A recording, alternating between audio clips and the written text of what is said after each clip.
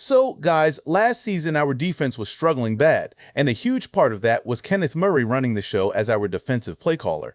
The guy graded out at a 38, 9 on PFF, ranking 86th out of 88 qualified linebackers in the entire NFL.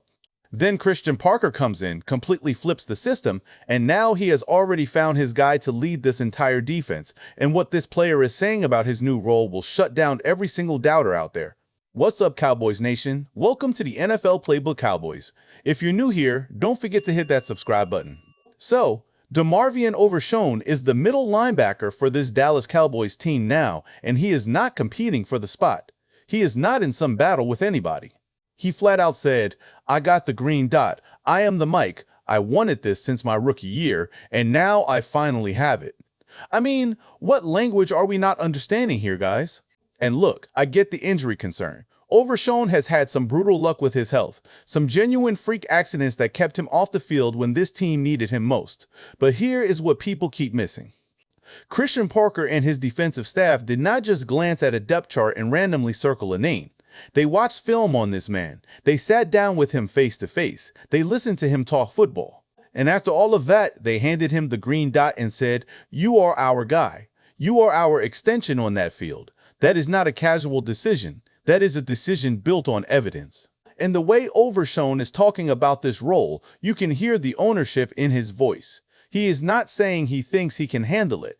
He is saying he is in control of everything out there. He is setting the fronts, making the checks, getting everybody lined up before each snap.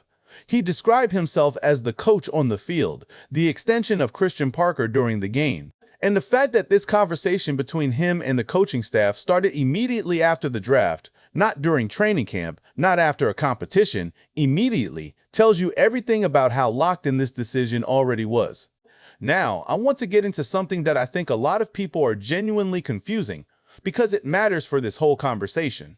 There is a massive difference between a linebacker who can read and react, and a linebacker who can actually quarterback a defense. These are not the same skill, not even close. A guy can be an elite athlete, can fly to the football from sideline to sideline, can rack up tackles all over the field, and still have absolutely no business wearing that green dot. Because wearing the green dot means you know what every single player on your defense is supposed to be doing on every single play before the ball is snapped. You are reading the offense, tracking their motions, watching the tight end shift, watching the running back alignment, processing all of it in real time, and then communicating assignments to 11 guys simultaneously. That is a quarterback level responsibility. Think about it this way. Kyler Murray is one of the most gifted athletes to ever line up under center. The man can throw the deep ball. He can extend plays with his legs. He is genuinely special as an athlete. But right now, he is struggling in Minnesota because his system is demanding real quarterback processing. Knowing the full playbook, diagnosing defenses pre-snap, making adjustments based on what the other side is showing him, and that is a completely different demand than just being explosive and athletic. Being a tremendous athlete and being a true quarterback are two different jobs.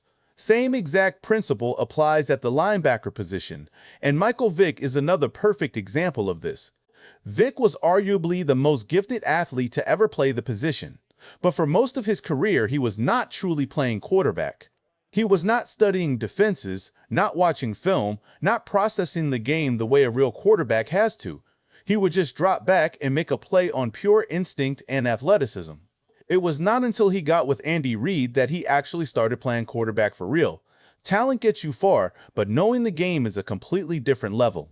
And this is actually why Caleb Downs keeps coming up in these conversations around the green dot.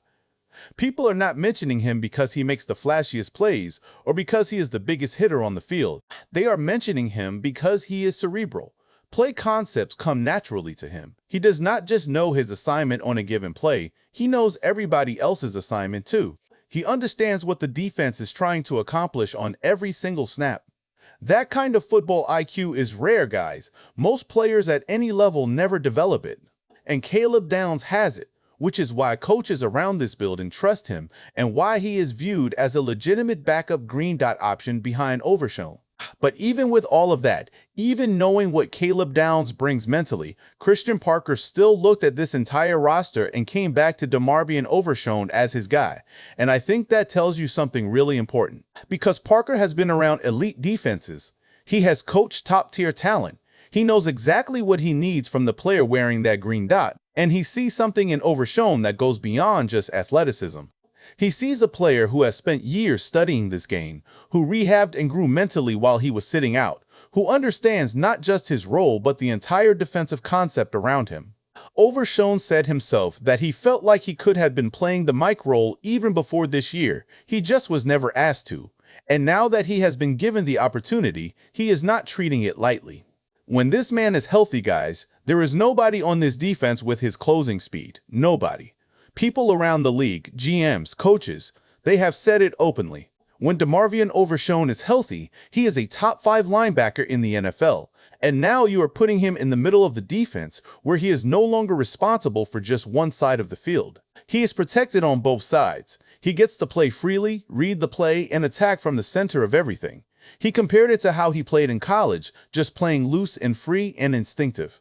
And honestly, that version of Overshon is terrifying for opposing offenses. Now let's shift gears a little bit, because the linebacker room situation is not just about Overshon.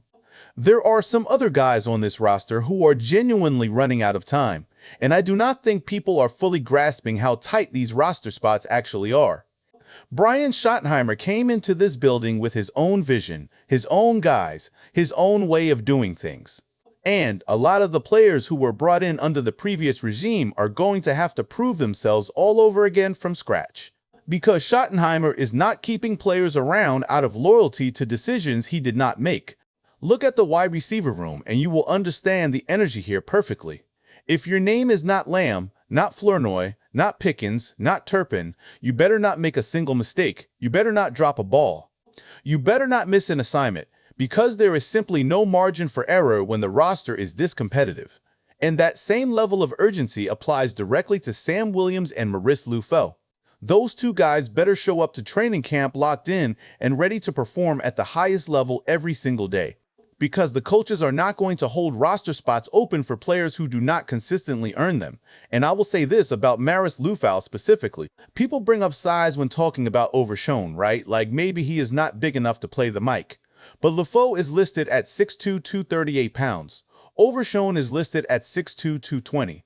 We are talking about an 18-pound difference. And I think when you look at what Christian Parker is actually building here, the size conversation kind of takes care of itself. Parker wants quick, versatile linebackers. Guys who can cover running backs, chase tight ends across the field, and still get after the quarterback when the opportunity is there. That is the profile he is building toward, and Overshon fits it as well as anyone on this roster. Now, one guy I also want to mention before we wrap this up is P.J. Locke, because I think people are genuinely sleeping on what he could bring to this team. I have been saying since they brought him in that he is going to find his way onto the field. He has the versatility and the toughness that fits exactly what Christian Parker values in his players. Jalen Thompson is still my favorite acquisition of this offseason, but PJJ, Locke is not far behind, and training camp is going to be very interesting when it comes to watching him compete for a spot. But at the end of the day, this whole video comes back to one thing. Christian Parker has made his choice.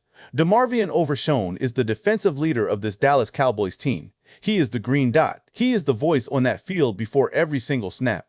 And the coaches did not make that decision based on hype or reputation. They made it based on film, based on conversations, based on what they see in this man every single day at the facility. So, I am not sitting here debating it. I am not going to spend my energy arguing against a decision made by people who are actually in that building watching these guys every day. I trust Christian Parker. I trust this defensive staff. And if you have been paying attention to how Overshon is talking about this role, how locked in and confident he sounds, you should trust them too. This defense has a real chance to be something special this season, guys. And it all starts with having the right leader in the middle. Stay healthy, Overshon. That is all we need.